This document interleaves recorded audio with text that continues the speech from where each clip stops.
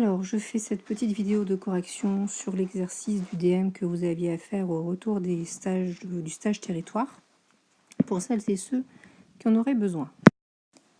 Alors, pour vous replonger dans le contexte, ici, on vous donne une équation de dissolution du calcaire à partir de l'acide éthanoïque, l'acide éthanoïque étant ici et le calcaire étant ici.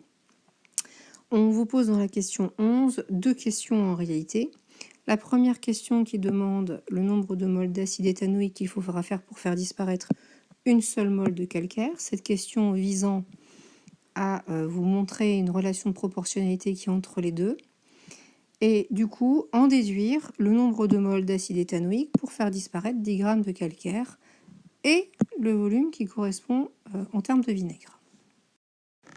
Alors regardons de manière un peu plus approfondie ces histoires de coefficients stoichiométriques qui sont donnés ici dans l'équation et qui signifient que à chaque fois que l'on cherche à faire réagir une mole de CaCO3, c'est-à-dire une mole de calcaire, le 1 étant absent, c'est par défaut la signification d'un coefficient stoichiométrique égal à 1. Il lui faut pour ça 2 moles d'acide éthanoïque.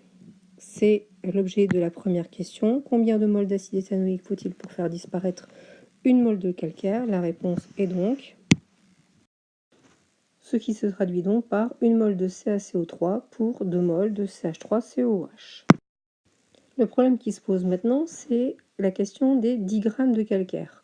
Le problème des 10 grammes de calcaire, c'est qu'il s'agit d'une masse et non pas d'un nombre de moles. Donc il va commencer par falloir chercher le nombre de moles présent dans 10 grammes de calcaire, ce que l'on détermine par la relation classique entre le nombre de moles, la masse et la masse molaire, et on trouve 0,1 mol donc de calcaire dans 10 grammes. Maintenant, on peut en déterminer le nombre de moles nécessaires en acide éthanoïque. Pour cela, on reprend le tableau de proportionnalité qu'il existe entre le calcaire et l'acide éthanoïque, en dressant le tableau que vous connaissez maintenant grâce au dosage, où on met d'un côté le calcaire, puisque c'est de lui dont on parle, et de l'acide éthanoïque, c'est lui que l'on cherche, en plaçant les coefficients stoichiométriques et le nombre de moles que l'on cherche. Ce qui donne, au niveau du coefficient stoichiométrique du calcaire, 1. Ça, c'est ce que l'on avait vu ici tout à l'heure. Alors que pour l'acide éthanoïque, le coefficient stoichiométrique, il est de 2. En termes de nombre de moles, on pourra les appeler comme ça. NC pour N calcaire, N acide pour le nombre de moles d'acide, ce qui se traduit d'un point de vue calculatoire par 1 Na égale 2 fois NC, avec le produit en croix que l'on fait comme ceci, 1 fois Na égale 2 fois NC. Après application numérique, on trouve 0,2 mol d'acide pour 0,1 mol de vinaigre.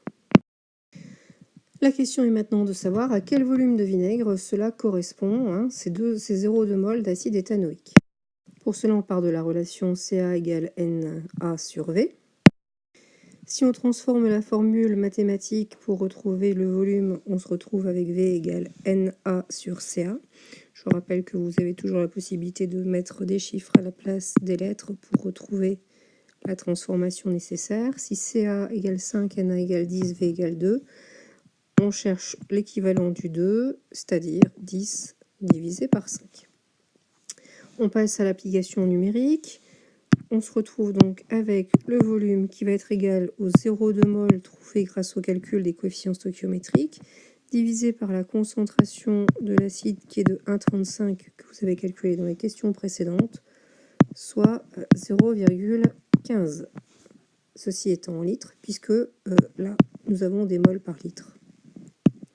Donc le volume que l'on trouve, c'est en litres, ce qui correspond bien aux 15 centilitres. Si vous avez besoin d'un petit tableau de conversion, les litres étant là, les décilitres étant là, les centilitres étant ici, 0,15 litres, ça fait bien 15 centilitres. Voilà, j'espère que cette correction complémentaire vous aura permis de mieux comprendre cet exercice et d'être opérationnel à l'avenir sur les calculs faits à partir d'équations bilan et de coefficients stoichiométriques. N'hésitez pas à me reposer des questions si nécessaire.